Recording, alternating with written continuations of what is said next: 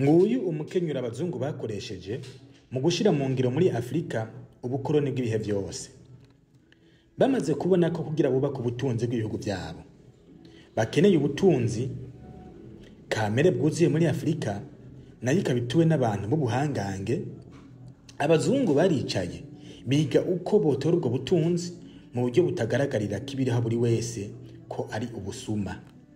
Mbere abirabure tukavyumva kumwe nabo ko ari bo bwagenewe n'ubwo buri ku butaka bwacu. Bafatiye ku mikorere ya kiremwa muntu, abakoroni bakoze ico no kwita iforoma izobumba buri mbono, buri terambere, imbona kazoza n'ibindi byose twokoresha igihe cyose tuba dushatse gufata ingingo zingana dukwiye kubaho.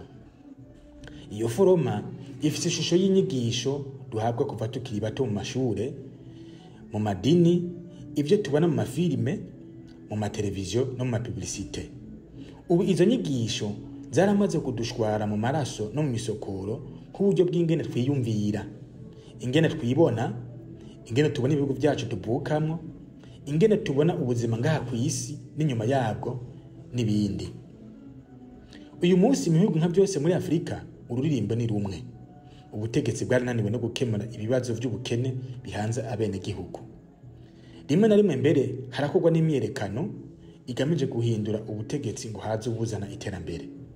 Ariko rero buga nta terambere rishoboka abantu tugifise ibitekerezo na kamere byatumye tuba abo turi uyu munsi. Muri iki kiganiro nshaka ko tuganira ku nkomoko y'ishusho abanyafrika dufise kuri twebwe, ku bihugu byacu no ku mugabane dutuyeko. Mu mwaka bigumikiye amajana 40 niwo mwaka bivuga ko hatanguye ubucakara ku mugabane wa Afrika. Abaportugale bivuga ko ari bo bambere batanga kuza kuri uyu mugabane, bashikiye mu buseruko bwa Afrika bakajana abirabure kubakoresha ubucakari bwabo. Ubwo bucakara bwarabandanije gushika mu mwaka w'igihumbi kimwe n'amajana 8 bukorwa ndetse n'ibigo nka byose by'Iburayi, aho mbere muri uwo mwaka nyene bwaca bukugwaho nubwo hamwe haguma ibikorwa bisa nabwo. Ariko rero nubwo ubucakara bwakuweho, ivyatumye bumara ibinjana 4 byo ntivyakuweho. Navyo ni ibi: indinganizo n'intumbero y'uburongozi bw'abirabure muri Afrika, indinganizo n'intumbero y'inyigisho zitangwa mu mashure, indinganizo n'intumbero nyamukuru y'inyigisho zitangwa mu masengero, inyigisho zikomeza ubutandukane canke imbibe hagati y'ibihugu muri Afrika, inyigisho zikomeza ubutandukane hagati y'abasangiye igihugu kimwe. Ivyo uyu munsi bihuye nako nabigeranya n'iforoma hamwe n'ibumba buri munyafrika wese atuye umugabane akoresha mu kubumba amatafari yifashisha mu kubaka uwo abashatse kuvuga igihe cyose akoresheje ijambo jewe. Ku bukoroni no ku bucakara, iyo foroma n'ibumba byari bifishwe n'abazungu, babikoresha mu kubumba abo twari bo ico gihe. Bamaze kuduha ico bise uruhendo, bamaze kuduha uruhendo bise ubwigenge, barabidusigiye natwe abarevyo tuguma dukoresha. Gutyo twisanga uko ibihugu byacu bimeze uyu munsi n'igihe c'ubukoroni atakinini cyahindutse. Iyo foroma n'ibumba mu Gifaransa no bihuza n'ijambo bita paradigme. Paradigme igizwe n'amajambo, ivyiyumviro, amarangamutima bivyara kamere canke kameremere. Uti kameremere ivahe? Hari uburyo bubiri bwo kuyironka. Ubwa mbere aribwo ngombwa umuntu ayihabwa akiri muto, ataragira ubushobozi bwo guhitamwo ikibi n'iciza. Ubwa kabiri buva ku rugero rw'umubabaro umuntu agira bivuye ku kutamenya, bigatuma yibaza icoba kitagenda uko categerezwa kugenda, maze agafata ingingo yo kurondera inyishu. Inyishu irama iboneka igihe yahinduye ya paradigme canke ya foroma. Muri ico gihe niwe ayiyubakira gushasha. Uti bigenda gute rero? Kujya uguze nyabwonko bigusaba kwishiramwo amaprograma kugira ngo bashe kuyikoresha, canke uguze ngendanwa canke telefone uyiguze mu mangazini nubwo hari ama application uyisangamo biba ngombwa ko uyishyiramo ayiwawe bivanye n'ibyo ushaka kuyikoresha. Burya no ku muntu niko bimeze. Umwana avutse uretse ko kubw'umubiri avuka se n'abavyeyi bamwibarutse, aragira kandi n'imyumvire n'imyitwarire atorana kuri bo, ibindi akabikura mu kibano. Nguko uko twiga indimi, imico dukomokamwo bigatuma tuba abo turibo. Iyo bavuze urunganwe canke generation, baba bavuze abantu babaho ikiringo kimwe kigizwe n'imyaka rimwe na rimwe nako imyaka 100, bakaba bafise imico n'imyumvire n'imyitwarire bisa. Uyu munsi turi mu kinjana ca 21 catangiye mu mwaka 2000 kikazorangira mu mwaka 2099. Urungano rw'iki kinjana rwita Gen Z rukirikirana n'urungane rw'ikinjana ca 20 rugizwe n'amategeko mu bihugu vyacu uyu munsi. Ikinjana giheze ca 20 catangiye mu mwaka 1900 gihera mu mwaka 1999. Izo generation zibiri zifise iforoma zidasa.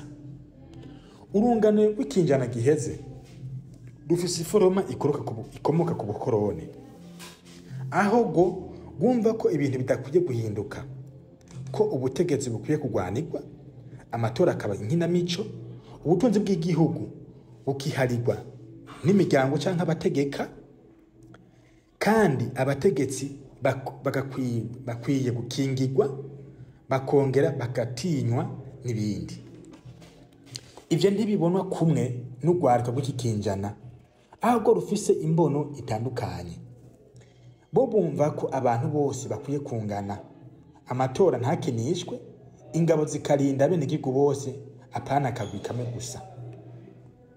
Ariko rero urungano rushasha rubwirizwa kumenya no gutahura imyumvire y'urungano ruhitiye, gutyo impinduka ntizize mu ishusho y'intambara, kuko mu ntambara hakoreshwa ya foroma ikomoka ku bukoroni. Uyu munsi umwasi Afrika ifise si ubutegetsi gusa, ahubwo ni ya foroma ifiswe na generation zose, ariko ku rugero rutangana. Iyo myumvire ishaje ikomoka mu gihe c'ubukoroni. Uti ubukoroni ni iki? Ubukoroni ni gufata urunganwe ukagwaka ku nguvu ububasha bwo kwigenera imyumvire, imbono z'ingene rukwiye kubaho, ugakora indinganizo canke programa, maze ukayiruhatira mpaka abantu bose bumvise ko ari bwo buryo bwonyene bafise bwo gutunganya no kumva ko ibintu byo kugimera. Ubukoroni burashobora gukunda canke bukanka.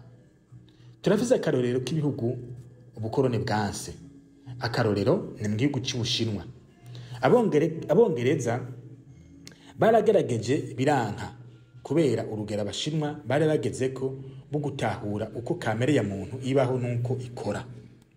Uyu munsi aho ubukoroni bwakunze ndetse bugatanga n'umusaruro mwiza ni muri Afrika, aho twabufashe nk'ingabire ikomoka ku Mana, maze tubufata nkama kurusha nuko wabuteguye yavyipfuza. Dutuma ahora mu nyishu y'ibihe byose, ku buryo n'abavuka twisanga ari bwo buryo bwonyene dufise bwo gutekereza no kubona no gukora ibintu.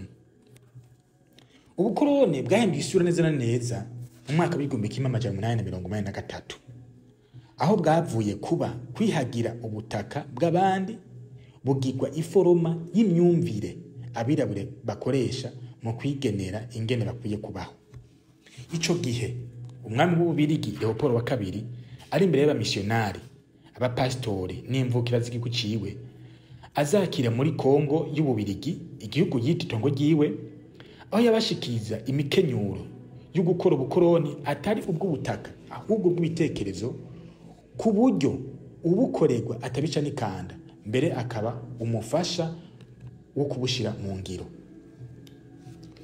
Yifashishije abahinga bazi uko umuntu ashobora guhindurirwa imyumvire uhereye mu buryo atekereza, yumva canke abona ibintu. Leopold wa kabiri yashikirije abamissionari ijambo, abategeka ko babwirizwa gushigikira umugambi wiwe.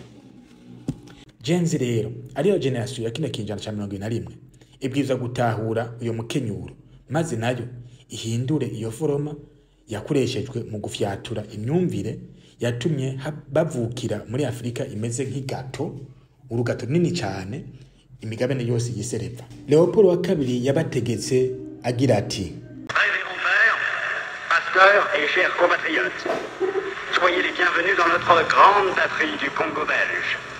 La tâche qui vous est confiée de remplir est très délicate et demande beaucoup de tact.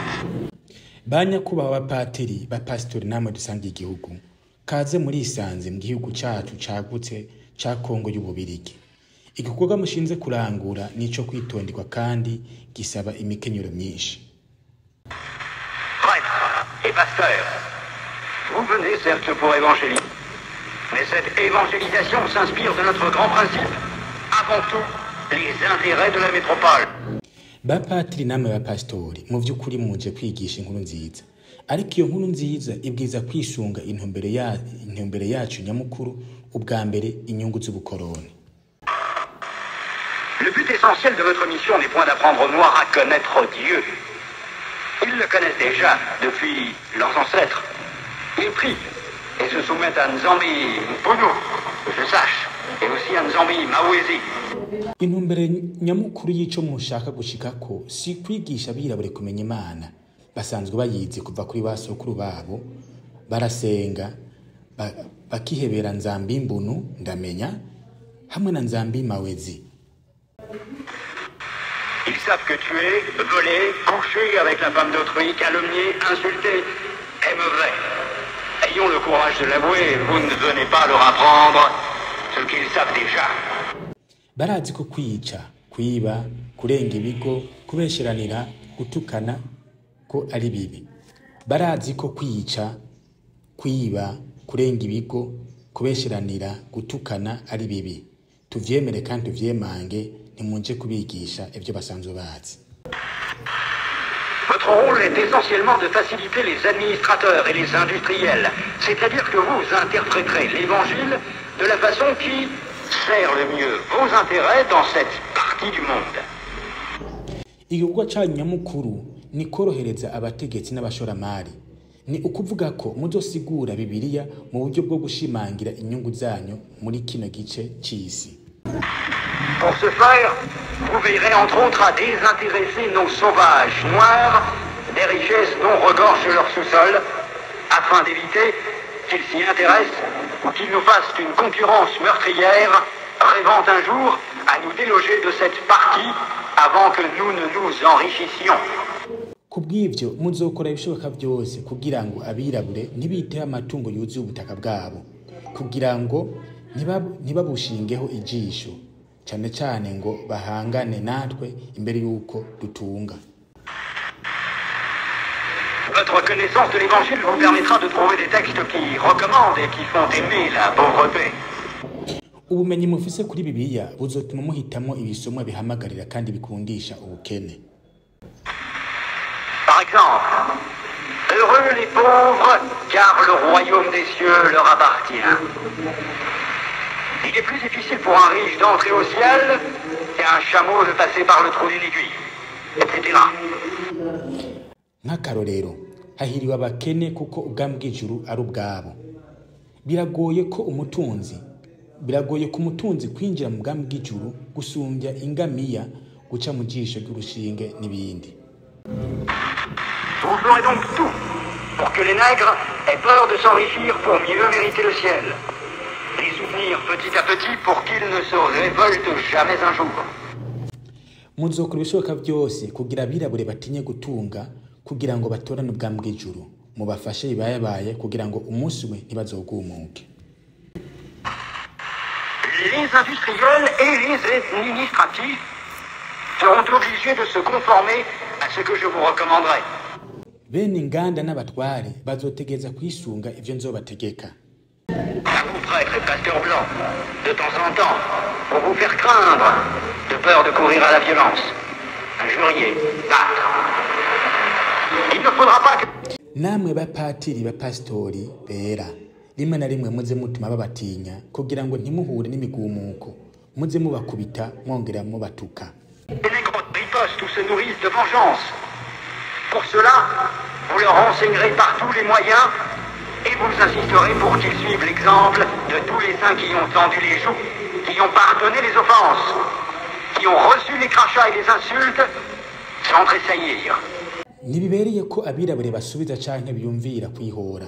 Kubw'ivyo muzobigisha uburyo bwose mubahatire kwisunga uburorero bw'aberanda bose bateze imisaya bahariye ivyaha bakorewe baciwe amate mu maso n'ibitutsi. Il faudra les décourager, les détacher de tout ce qui pourrait leur donner le courage de nous affronter. Je songe ici spécialement à leurs nombreuses fétiches de guerre qu'ils prétendent ne point abandonner. Mubace intege mwongere mubakure ku kintu cose cotuma bagira umutima wo kutugwanya nk'urugero rw'abasirikare n'ibigwanisho batagamije na gato guheba. Notre action doit porter essentiellement sur les jeunes afin qu'ils n'hésitent point de nous saluer. Igikorwa cyanyu nyamukuru gitegereza kwibanda ahanini kugwaruka kugira ngo ntibahengeshanye na gato kuturamutsa. Quand le commandement du Père est en contradiction avec celui des missionnaires, qui sont les pères spirituels de leurs âmes, vous insisterez particulièrement sur la soumission et l'obéissance même aveugle. Igihe itegeko ry'umupatiri rihushanye n'iry'umumisionari ni abajejwe imitima yabo muzobahatire cyane cyane kwiheba no kuyoboka buhumyi. Cette vertu se pratique mieux quand il y a absence de critique. Apprendre aux élèves à croire et non à raisonner. Izo ngingo nazo zigashoboka neza igihe atagusisangura kuhari. Mwigisha abanyeshuri kwemera ariko ntimubigishe kwiyumvira. Ce sont là, chers prêtres, pasteurs et compatriotes, quelques-uns des principes que vous appliquerez sans faille. Nizo bagenzi bapatiri bapastori namwe dusanga igihugu zimwe mu ngingo muzoshira mu ngiro mudahengeshanya. Vous en trouverez beaucoup d'autres dans les livres et textes qui vous seront remis à la fin de cette séance. Vous verrez donc ce que je recommanderais à vous, prêtres et pasteurs blancs. Ibindi byinshi muzobisanga mu bitabo n'ibisomwa muza guhabwa inyuma y'iri hwaniro. Nuko muzobona ivyo nzobategeka. Mwege bapatiri namwe bapastori bera. Évangélisez les Noirs jusqu'à la moelle des os, afin qu'ils ne se révoltent jamais contre les injustices que vous leur ferez subir. Nimwigisha inkuru nziza birabure gushika no mu misokoro kugira ngo ntibazigere bikurako akarenganya muzobakorera. Faites-leur réciter chaque jour, heureux ceux qui pleurent, car le royaume des cieux leur appartient. Nimwami basubiramo misi yose muti hahiriwe abarira kuko ubwami bw'ijuru ari ubwabo. Convertissez les Noirs au moyen des chicottes. Gardez leurs femmes à la mission pendant 9 mois, afin qu'elles travaillent pour vous. Courtisez-les s'il le faut. Et exigez ensuite à ces convertis qu'ils offrent en signe de reconnaissance des bonnes viandes, poules, coqs et œufs, chaque fois que vous visitez leur village. Muhindura abirebe mukoresheje ibimoko gumiza abagore babo ku misiyoni kugira mu kiringo c'amezi 9 kugira ngo babakorere bikenewe mu baryosharyoshe mwongere mutegeke abemera guhinduka ko batanga inyama nziza, inkoko, isaki, amagi igihe cyose mutembereye uturere batuyemo. Faites tout pour éviter que les Noirs ne deviennent riches. Pour ce faire, chantez-leur chaque jour qu'il est impossible à un homme riche d'entrer dans le royaume des cieux. Kora ibishoboka byose kugira ngo mubuze abirabure gutunga. Kubw'ivyo baririmbira iminsi yose ko bigoye ko umutunzi yinjira mu bwami bw'ijuru. Faites-leur payer une taxe chaque semaine à la messe de dimanche. Détournez cet argent prétendument destiné aux pauvres pour avoir des magasins importants là où vous êtes, paroisse, procure. Nimurihishe itagisi burindwi mu misa nimubarihishe itagisi burindwi mu misa yo kuwimana hama muce munyuruza ayo mahera yitwa ko yagenewe abakene kugira ngo munyubake mu imangazini zikomeye aho muherereye haba mu maparuwase no mu biro byanyu. Ainsi, en de gros centres commerciaux florissants, et aider légèrement les pauvres pour encourager d'autres blancs à investir régulièrement. Amamisiyoni yanyu nimuyahinduremwo ibigo by'ubudandaji bikomeye hama muze murafasha ibibayabaye bakene kugira muhimirize abandi bazungu kuza gushora imari mu buryo buhoraho. Demandez aux Noirs de mourir de faim et vous autres vous mangerez 5 fois par jour. En plus, que vos ventres soient toujours pleins de bonnes choses et que vos bouches exhalent partout l'odeur des oignons. Ati nimubwira abirabure ko bakwiye kwicwa n'inzara namwe mufungure 5 ku munsi muteka inda zanyu zamwe zuzuye ibintu vyiza iminwa yanyu nayo yamimota akamoto k'ibitunguru. Instituer pour eux un système de confection qui fera de vous de bons détecteurs pour dénoncer tout noir à une prise de conscience pour la revendication de l'indépendance nationale. Nimushireho urukurikirane rw'imigenzo yo kwihana izobagira abantu mutuma mukagura umwirabure wese yugurutse amaso ngo ashake kwikukira kw'igihugu. Enseignez une doctrine que vous ne mettrez pas en pratique et peut-être s'ils vous demandent pourquoi vous comportez-vous contrairement à ce que vous prêchez, répondez-leur, vous les Noirs, suivez ce que nous lisons et non ce que nous faisons. Nimwigisha amabwirizwa mutazoshira mu ngiro. Kumburini babaza bati ni kuki mwigenza gutandukanye n'ivyo mwigisha. Murabishure muti mwebwe abirabure nimwumvirize ivyo tuvuga ntimurabe ivyo dukora. Et s'ils répliquent en disant qu'une foi sans œuvre est une foi morte, fâchez-vous en appliquant le fouet et répondez-leur, heureux ceux qui croient sans protester. Nabo ntibabishira bavuga ko ukwemera kutagira ibikorwa kuba kwarapfuye shavure muce mubakubita ikimoko mubishure muti hahiriwe abemera batabanje guhakana. Dites-leur que les statuettes que vous gardez chez vous sont l'œuvre de Satan. Confisquez-les et allez remplir vos musées ainsi que ceux de Ternérine au Vatican. Nimubabwire ko ibibumbano bafite mu mazu yabo ko ari ibikorwa bya shetani.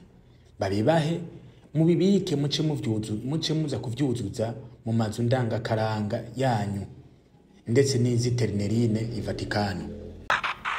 Faites oublier aux Noirs leurs ancêtres afin qu'ils adorent les vôtres.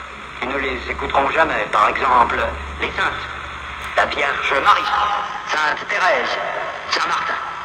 Nimwibagiza abirabure basokuru baba kugira ngo bambaze abiwanyu gutyo ntibazigere bumvira ababo.